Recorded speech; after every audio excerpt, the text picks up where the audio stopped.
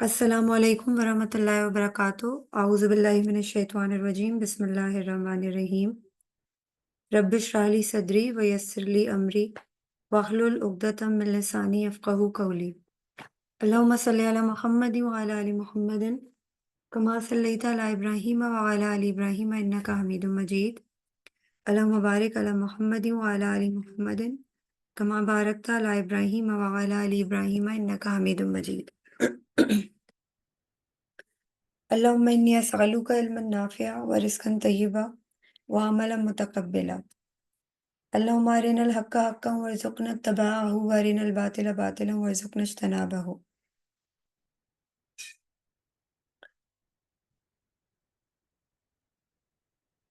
जैसे कि हमने पहले भी डिस्कस किया था कि नबी अकरम सल्लल्लाहु अलैहि वसल्लम की बासत से पहले जो अरब मुआशरे का हाल था वो शिर्क और बुत परस्ती में मुब्तला थे और जाहिलियत में गर्क थे। और हमें ये भी मालूम है, हमने ये भी डिस्कस किया था कि खाना काबा में 360 बुत रखे गए थे जिनकी पूजा की जाती थी और इनके नाम पर कुर्बानियाँ दी जाती थी और इनसे ही हाजात तलब की जाती थी। कुरैश और दीगर कबाइल मुख्तलिफ देवी देवताओं को मानते थे और इनके आगे ही सजदा रेज होते थे। तो ताहम तारीख इब्न कसीर और दूसरी जो सीरा की बुक्स हैं, उनके अकॉर्डिंग नबी अकरम सल्लल्लाहु अलैहि वसल्लम ने कभी भी उन बुतों को ना ही छुआ था और ना वो उनके करीब गए थे और ना ही उन्होंने उनकी पूजा या परस्तिश की थी। आप सल्लल्लाहु अलैहि वसल्लम की जो नेचर थी उसमें एक पाकीज़गी और एक मोडेस्टी थी और उसके बाद आपको हमेशा इलॉजिकल और गुमराहकुन रिवायात से नफ़रत रही और वो कभी भी इन चीज़ों के करीब नहीं गए। जब कुरैश के लोग अपनी इबादत में मसरूफ़ होते थे तो आप सल्लल्लाहु अलैहि वसल्लम उनसे किनारा कशी इख्तियार कर लेते थे और हिरा के गार में जाकर तन्हाई में गौर व फ़िक्र फरमाते थे। आप सल्लल्लाहु अलैहि वसल्लम के दिल में हमेशा तौहीद की रोशनी थी और यही वजह थी कि अल्लाह ताला ने आपको नबूवत के अज़ीम मर्तबे पे फ़ाइज़ किया। बासत से कबल भी नबी अकरम सल्लल्लाहु अलैहि वसल्लम की शख्सियत जो है वो उसमें पाकीज़गी, सच्चाई और आला अखलाक था। अगर हम सीरत नबी और सीरत इब्न हिशाम की बुक्स के अंदर देखें तो उसके अंदर ये वाज़ेह किया गया कि आप सल्लल्लाहु अलैहि वसल्लम ने कभी किसी भी बुत के सामने सजदा नहीं किया था, ना ही उनकी परस्तिश में कोई हिस्सा लिया था। जब अरब के लोग बुतों के सामने नजराने पेश करते, उनसे मुरादें मांगते और इनके गिर्द तवाफ करते, तब भी नबी अकरम सल्लल्लाहु अलैहि वसल्लम ने हमेशा इस अमल को पसंद नहीं किया और बल्कि कभी किसी बुत को भी नहीं छुआ। जब वो देखते थे कि लोग जो है नायला और इनके 2-3 और बुत थे, उनको छूते थे, तो ये लेकिन हमारे नबी सल्लल्लाहु अलैहि वसल्लम उन बुतों को नहीं टच करते थे और हाँ, ये कि वो तवाफ ज़रूर करते थे। हज़रत अब्दुल मुत्तलिब के बाद जब आप सल्लल्लाहु अलैहि वसल्लम ने के चचा अबू तालिब ने आपकी परवरिश की, तब भी आप सल्लल्लाहु अलैहि वसल्लम की तबीयत में शिर्क से शदीद जो है ना वो अवॉइड करते थे, इज्तनाब करते थे और आप सल्लल्लाहु अलैहि वसल्लम हमेशा एक बरतर हस्ती यानी अल्लाह वाहिद की इबादत पर यकीन रखते थे। नबूवत से कबल भी आप हक़ की तलाश में रहे और जिब्रील अमीन के ज़रिए वही का आगाज़ हुआ तो गोया आप सल्लल्लाहु अलैहि वसल्लम की फ़ितरी तौहीद पसंदी जो है ना वो वेरीफ़ाई हो गई और उसकी तस्दीक हो गई। ये वजह थी कि आप सल्लल्लाहु अलैहि वसल्लम ने इस्लाम की दावत दी और वैसे भी अल्लाह ताला नबियों को इसके लिए तैयार भी कर रहे होते हैं, जैसे हमें हज़रत इब्राहीम अलैहिस्सलाम के बारे में भी मालूम है। इसी तरह जब हमारे नबी सल्लल्लाहु अलैहि वसल्लम की उम्र रिवायत में ये आता है कि 14 या 15 साल थी और कुछ रिवायात में आता है कि 20 साल थी, जब यौमुल फजार जो है उस इसके नाम से एक मुशरिकीन के दरमियान एक जंग हुई। ये जंग कुरैश और केस अलान नामी कबीले के दरमियान लड़ी गई थी और इसे फजार यानी हराम महीनों में लड़ी जाने वाली जंग इसलिए कहा जाता है कि ये हुर्मत वाले महीने में हुई थी। जब लड़ाई मना थी, नबी अकरम सल्लल्लाहु अलैहि वसल्लम ने इस जंग में बराह रास्त तलवार नहीं चलाई, बल्कि अपने चचाओं को तीर पकड़ाकर मदद फराहम की। इस वाक़े से मालूम होता है कि नबी अकरम सल्लल्लाहु अलैहि वसल्लम इब्तिदा ही से इंसाफ और अमन के ख्वाहाँ थे और नाहक खून रेज़ी से दूर रहते थे। बेसिकली यौमुल फजार की जंग जो है वो अरब की मशहूर जंगों में शुमार होती थी और इसका ताल्लुक ज़माने जाहिलियत से है। दोनों मतलब दोनों कबाइल के दरमियान लड़ी गई थी जिनका मैंने अभी आपको नाम बताया था। इस जंग के असबाब में सबसे बड़ा सबब अरबों की कबायली जो عصبیت ہوتی ہے نا، یعنی دلوں میں کدورت رکھنا اور اس طرح کی چیزیں، جہاں چھوٹی چھوٹی باتوں پر سالہ سال جنگیں جاری رہتی ہیں۔ اور یہ نام بتا دیں اس کا، یوم فجار کی جو قبیلے تھے ان کا نام بتا دیں، ریپیٹ۔ ان کا نام تھا، ایک قبیلہ جو تھا وہ کنانا تھا، کنانا کے قبائل تھے، اور دوسری طرف قیس اعلان، قیس اعلان کے قبائل، ٹھیک ہے، یہ مشرکین اوکے۔ تھے بیسیکلی جی۔ تو اب یہ ہے کہ اسکالرس کے مطابق جو ہے نا، یہ جنگ اس وقت شروع ہوئی تھی جب حرس بن اوف نامی شخص نے حرمت والے مہینوں میں قریش کے ایک قافلے پر حملہ کر دیا۔ عربوں میں حرمت والے مہینے ذی القعدہ، ذی الحج، محرم اور رجب جو ہے نا ان کو کہا جاتا ہے، اور ان مہینوں میں جنگ کرنا نا ممنوع تھا، لیکن اس جنگ میں ان مہینوں کی حرمت کو پامال کیا گیا، اور اسی وجہ سے اسے یوم الفجار یعنی ناجائز جنگ کہا گیا۔ قریش اور کنانہ نے اس حملے کو اپنی عزت پر حملہ سمجھا اور قیس اعلان کے خلاف صف بندی کر لی۔ اس جنگ میں مختلف قبائل کے لوگ شامل ہوئے اور رفتہ رفتہ یہ ایک طویل اور خونی معرکے میں تبدیل ہو گئی۔ اور یوم الفجار کی جنگ جو ہے وہ کئی مراحل پر مشتمل تھی، مختلف مواقع پر قریش اور قیس اعلان کے درمیان جنگ بندی کی کوششیں بھی ہوئیں، مگر خون ریزی کا سلسلہ جاری رہا۔ یہ جنگ خاص طور پر اس وقت شدت اختیار کر گئی جب دونوں طرف کے قبائل نے اپنی پوری قوت جو ہے نا وہ جھونک دی، اور نبی اکرم صلی اللہ علیہ وسلم، ابھی میں نے جیسے ایج بتائی ہے ان کی، نوجوان تھے، اور بعض روایت کے مطابق آپ نے اس جنگ میں براہ راست جنگ نہیں کی، جیسے میں نے ابھی آپ کو ذکر کیا کہ وہ صرف انہوں نے اپنے چچاؤں کی مدد کی تھی۔ ابن اسحاق کے مطابق آپ صلی اللہ علیہ وسلم تیر اٹھا کر اپنے چچاؤں کو دیا کرتے تھے، لیکن آپ نے کسی پر کبھی حملہ نہیں کیا، اور اسی وجہ سے اس جنگ میں کسی بھی جارحیت کا حصہ اپنے آپ کو انہوں نے نہیں بنایا،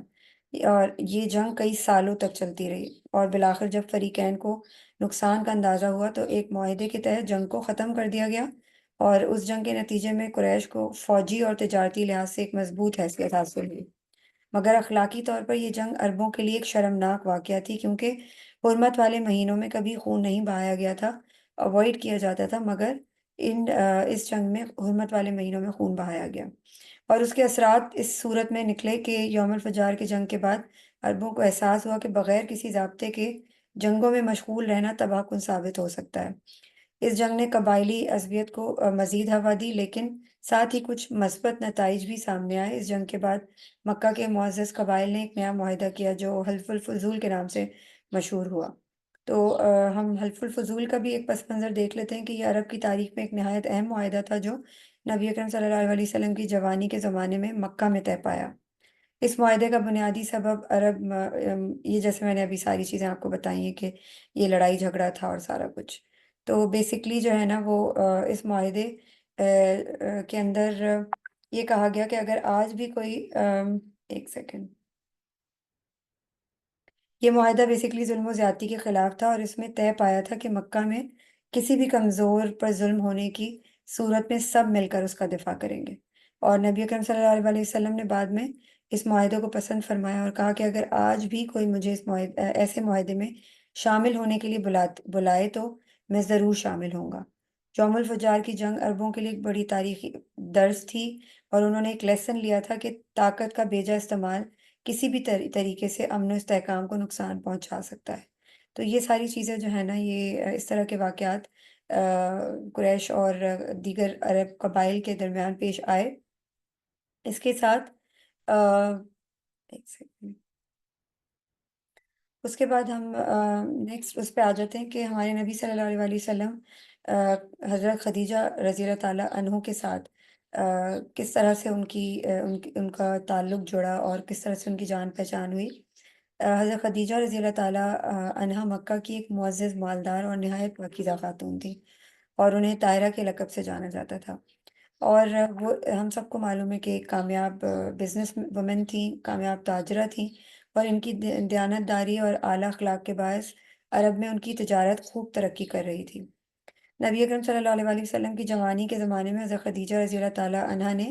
آپ صلی اللہ علیہ وسلم کے بارے میں سن رکھا تھا کہ آپ صادق اور امین ہیں، یعنی انتہائی سچے اور امانت دار انسان ہیں۔ جب حضرت خدیجہ رضی اللہ تعالیٰ عنہ کو ایک اچھے، دیانتدار اور قابل اعتماد شخص کی ضرورت محسوس ہوئی تو انہوں نے نبی اکرم صلی اللہ علیہ وسلم کو اپنے تجارتی قافلے کے ساتھ شام بھیجنے کا ارادہ کیا، اس موقع پر حضرت خدیجہ رضی اللہ تعالیٰ عنہ نے اپنے غلام میسرہ کو بھی ساتھ بھیجا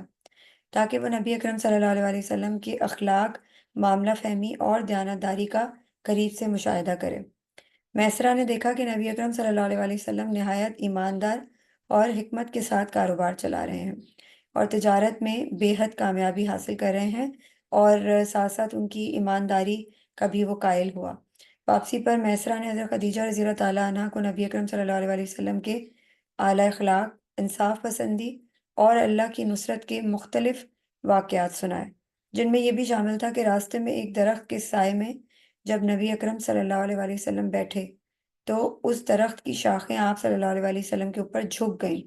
جو کہ یہود و نصارہ کی کتابوں میں موجود ایک نشانی تھی کہ آخری نبی ایسے ہی درخت کے نیچے آرام کرے گا۔ جب ہمارے نبی صلی اللہ علیہ وسلم اس درخت کے نیچے بیٹھے تھے تو ایک یہود میسرہ کے پاس آیا، وہیں پر وہ سامنے سے دیکھ رہا تھا۔ اس نے آ کے بتایا کہ اس درخت کے نیچے نبی جو ہیں وہ آرام کرتے ہیں، اور بیسیکلی یہ چیزیں میسرہ نے آ کر حضرت خدیجہ رضی اللہ تعالیٰ عنہ کی گوش گزار کی۔ میسرہ کی زبانی یہ واقعات سننے کے بعد حضرت خدیجہ رضی اللہ تعالیٰ عنہ کے دل میں نبی اکرم صلی اللہ علیہ وسلم کی عزت و محبت بڑھ گئی، اور انہوں نے محسوس کیا کہ نبی اکرم صلی اللہ علیہ وسلم ایک نہایت عظیم شخصیت کے حامل ہیں، اور ان کے اندر وہ تمام خوبیاں موجود ہیں جو ایک مثالی شوہر میں ہونی چاہیے۔ اس کے بعد حضرت خدیجہ رضی اللہ تعالیٰ عنہ نے اپنے قریبی ان کی سہیلی تھی نفیسہ بنت منیہ کے ذریعے نبی اکرم صلی اللہ علیہ وسلم کو شادی کا پیغام بھیجا۔ ابتدا میں نبی اکرم صلی اللہ علیہ وسلم نے یہ معاملہ اپنے چچا ابو طالب اور دیگر قریبی افراد سے مشورے کے بعد قبول فرما لیا، اور یہ بیسیکلی حضرت محمد صلی اللہ علیہ وسلم کی پہلی شادی تھی۔ روایات میں آتا ہے کہ حضرت خدیجہ رضی اللہ تعالیٰ عنہ کی یہ تیسری شادی تھی، اور ان کی عمر 40 سال بتائی جاتی ہے، کچھ روایات میں 35 سال بھی بتائی جاتی ہے، اور ہماری نبی صلی اللہ علیہ وسلم کی عمر جو ہے وہ 25 سال تھی۔ پھر ایک شاندار نکاح کی تقریب منعقد ہوئی جس میں حضرت خدیجہ رضی اللہ تعالیٰ عنہ کے والد خویلد بن اسد، بعض روایات میں چچا کا ذکر ہے، اور قریش کے معزز افراد نے شرکت کی۔ اس نکاح میں حضرت خدیجہ رضی اللہ تعالیٰ عنہ کا حق مہر 500 درہم مقرر کیا گیا، جو اس وقت کے لحاظ سے ایک بڑی رقم تھی۔ شادی کے بعد حضرت خدیجہ رضی اللہ تعالیٰ عنہ نے اپنی تمام دولت، مال اور وسائل نبی اکرم صلی اللہ علیہ وسلم کے سپرد کر دیے، اور اپنی زندگی کا ہر لمحہ نبی کریم صلی اللہ علیہ وسلم کی خدمت اور حمایت میں گزارا۔ آگے ہم جب وحی کا معاملہ ہوگا تو ہم اس میں دیکھیں گے کہ کس طرح حضرت خدیجہ رضی اللہ تعالیٰ عنہا نے ہمارے نبی صلی اللہ علیہ وسلم کے لیے قربانیاں دی اور ان کو سنبھالا۔ تو بیسیکلی ان کی محبت، وفاداری اور قربانیوں کو نبی اکرم صلی اللہ علیہ وسلم ہمیشہ یاد رکھتے تھے اور فرمایا کرتے تھے کہ خدیجہ جیسی کوئی نہیں۔ اس کے بعد حجر اسود کا ایک مشہور تاریخی واقعہ جو ہم سب کو معلوم ہے، اور وہ اس وقت نبی اکرم صلی اللہ علیہ وسلم کی عمر تقریباً 35 سال تھی ایز پر اسکالرس، اور جب قریش نے خانہ کعبہ کی دوبارہ تعمیر کی اور اس مقدس پتھر کو دوبارہ نصب کرنے کے معاملے پر قبیلوں میں شدید اختلاف پیدا ہو گیا۔ بیسیکلی یہ ہوا تھا کہ نبی اکرم صلی اللہ علیہ وسلم کی بعثت سے پہلے خانہ کعبہ ایک مقدس عبادت گاہ کے طور پر مشہور تھا، ٹھیک ہے، اور عرب کے تمام قبائل جو ہیں وہ اس کا بے حد احترام کرتے تھے۔ اگرچہ یہ حضرت ابراہیم علیہ السلام اور حضرت اسماعیل علیہ السلام کی تعمیر کردہ تھی، لیکن وقت گزرنے کے ساتھ ساتھ مختلف وجوہات کی بنا پر اس کی دیواریں کمزور ہو چکی تھیں۔ مکہ میں بارشیں، سیلاب اور موسمی اثرات کی وجہ سے اس کی عمارت کو نقصان پہنچا تھا، اور بعض روایات کے مطابق ایک شدید سیلاب کے نتیجے میں خانہ کعبہ کی دیواریں گر گئیں۔ اس کے علاوہ عمارت جو ہے وہ اس کی لکڑی اور پتھروں کی مضبوطی بھی ختم ہو چکی تھی، تو جس کے بعد اسے نئے سرے سے تعمیر کرنے کی اشد ضرورت محسوس کی گئی۔ قریش کے سرداروں نے سیکنڈ قریش کے سرداروں نے آپس میں مشورہ کیا اور فیصلہ کیا کہ خانہ کعبہ کو مضبوطی سے از سر نو تعمیر کیا جائے تاکہ وہ مزید عرصے تک قائم رہ سکے اور اس کی عظمت و تقدس بھی محفوظ رہے۔ لیکن قریش کو خدشہ تھا کہ کہیں کسی غلط طریقے سے کی گئی تعمیر کی وجہ سے وہ اللہ کے غضب میں نہ آ جائیں، اس لیے انہوں نے فیصلہ کیا کہ صرف پاکیزہ اور حلال کمائی سے ہی تعمیر کی جائے، جس میں سود، ظلم، لوٹ مار اور ناجائز ذرائع کی کمائی شامل نہ ہو۔ جیسے کہ ہمیں معلوم ہے کہ قریش جو ہے وہ عربوں کا یہ حال تھا کہ وہ سود میں مبتلا تھے، اور سود لین دین جو ہے وہ بہت عام تھا، لیکن ان کے دماغ میں یہ کانسیپٹ کلیئر تھا کہ ہم نے اللہ کا گھر جو ہے اس کے اندر سود، ظلم یا لوٹ مار کی رقم جو ہے نا وہ شامل نہیں کرنی، ورنہ ہم اللہ کے عذاب میں آ جائیں گے۔ اور حجر اسود بیسکلی وہ مقدس پتھر ہے جو خانہ کعبہ کے جنوب مشرقی کونے میں نصب ہے، اور اسے اسلامی تاریخ میں بے حد احترام حاصل ہے۔ روایت کے مطابق یہ پتھر جنت سے زمین پر اتارا گیا تھا، اور حضرت ابراہیم علیہ السلام اور حضرت اسماعیل علیہ السلام نے اللہ کے حکم سے جب خانہ کعبہ کی تعمیر مکمل کی تھی تو حجر اسود کو اس کے مقام پر نصب کیا تھا۔ بعض روایات میں آیا ہے کہ یہ پتھر ابتدا میں دودھ کی طرح سفید تھا، مگر انسانوں کے گناہوں کے باعث یہ سیاہ ہو گیا۔ حجر اسود کی خاص بات یہ ہے کہ نبی اکرم صلی اللہ علیہ وسلم نے اس کے متعلق فرمایا کہ قیامت کے دن یہ پتھر گواہی دے گا کہ کس نے اسے خلوص نیت سے چوما، اور ہر سال لاکھوں مسلمان حج اور عمرے کے دوران طواف کعبہ کرتے وقت اس پتھر کو بوسہ دیتے ہیں یا اس کی طرف اشارہ کر کے تلبیہ پڑھتے ہیں، کیونکہ یہ سنت رسول ہے۔ حجر اسود کو اللہ کا یمین یعنی اللہ کا دایاں ہاتھ بھی کہا گیا ہے، جو اس کے روحانی مقام کی وضاحت کرتا ہے۔ قریش نے خانہ کعبہ کی اثر تعمیر کے لیے جب کام کا آغاز کیا اور مختلف قبائل کو اس کی دیواروں کی تعمیر کی ذمہ داریاں سونپ دی گئیں، تعمیر کے دوران یمن سے لائی گئی مضبوط لکڑی اور پتھروں کا استعمال کیا گیا، اور رومیوں کے مشہور معمار باقوم کو بھی اس کام میں شامل کیا گیا۔ جب تعمیر مکمل ہونے کے قریب پہنچی تو سب سے اہم مسئلہ حجر اسود کو اس کے مقام پر رکھنے کا آیا۔ ہر قبیلہ چاہتا تھا کہ اسے یہ اعزاز حاصل ہو کہ مسئلے پر کہ وہ اس مقدس پتھر کو اس کی جگہ پر رکھے، اور پھر یہ ہوا کہ اس مسئلے پر شدید اختلاف پیدا ہو گیا۔ بات یہاں تک پہنچ گئی کہ قبائل تلواریں سونت کر جنگ کے لیے تیار ہو گئے۔ اسی دوران قریش کے چند سمجھدار افراد نے مشورہ دیا کہ معاملے کو کسی ثالث کے ذریعے حل کیا جائے، اور فیصلہ ہوا کہ جو شخص سب سے پہلے حرم میں داخل ہوگا وہی اس تنازع کو حل کرے گا۔ اللہ کی حکمت اور تدبیر سے یہ عظیم موقع نبی اکرم صلی اللہ علیہ وسلم کے حصے میں آیا، اور جیسے ہی آپ صلی اللہ علیہ وسلم مسجد الحرام میں داخل ہوئے، سب نے خوشی سے کہا، یہ محمد صلی اللہ علیہ وسلم ہے، یہ صادق اور امین ہے، اہم ہم جو ہیں وہ ان کا فیصلہ قبول کریں گے۔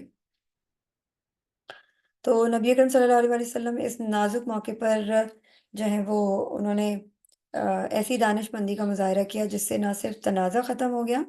بلکہ قریش کے تمام قبائل مطمئن ہو گئے۔ آپ صلی اللہ علیہ وسلم نے ایک بڑی چادر منگوائی اور اس میں حجر اسود کو رکھا،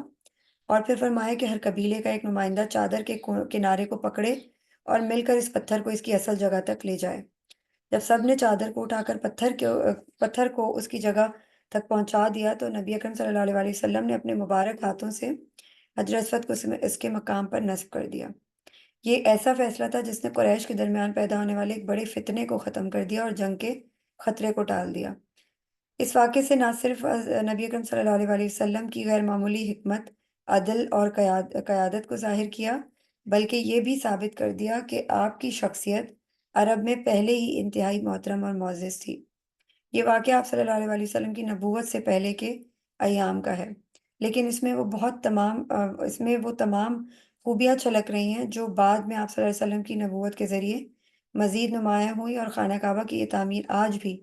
اسی بنیاد پر قائم ہے، اور اس میں نبی اکرم صلی اللہ علیہ وسلم کے ہاتھوں حجر اسود کا نصب کیا جانا ایک مقدس یادگار کے طور پر محفوظ ہے۔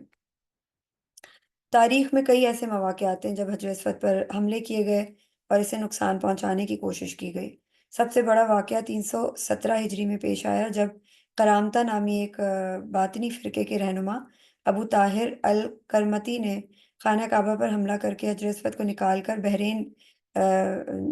وہ لے گیا تھا، اور اس مقدس پتھر کو تقریباً 22 سال تک اس نے وہاں رکھا،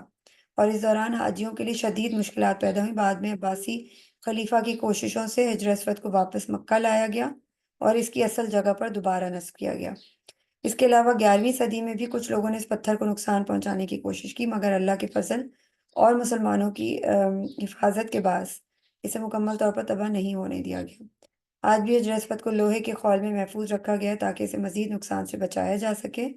اور حجر اسود کی حفاظت ہمیشہ مسلمانوں کی ذمہ داری رہی ہے۔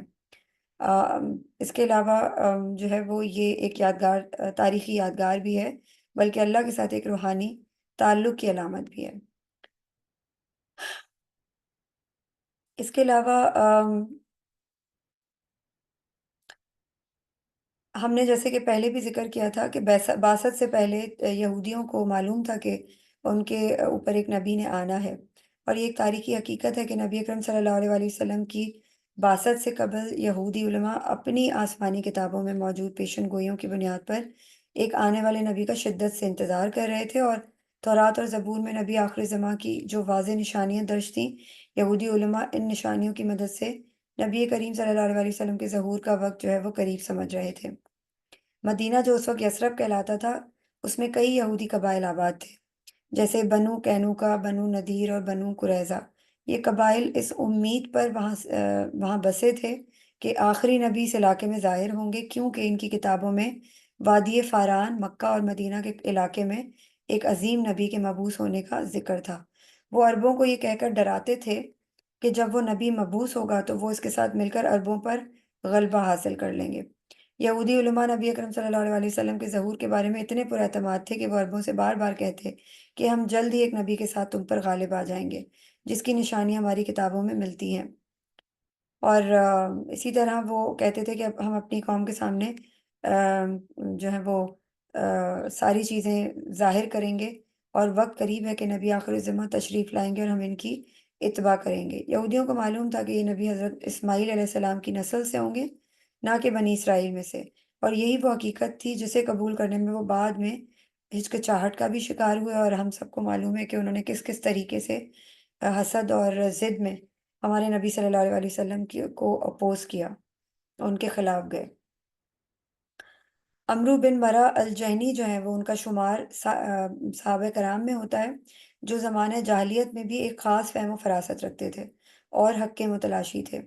ان کا ایک مشہور واقعہ نبی اکرم صلی اللہ علیہ وسلم کے ساتھ منقول ہے، جس میں انہوں نے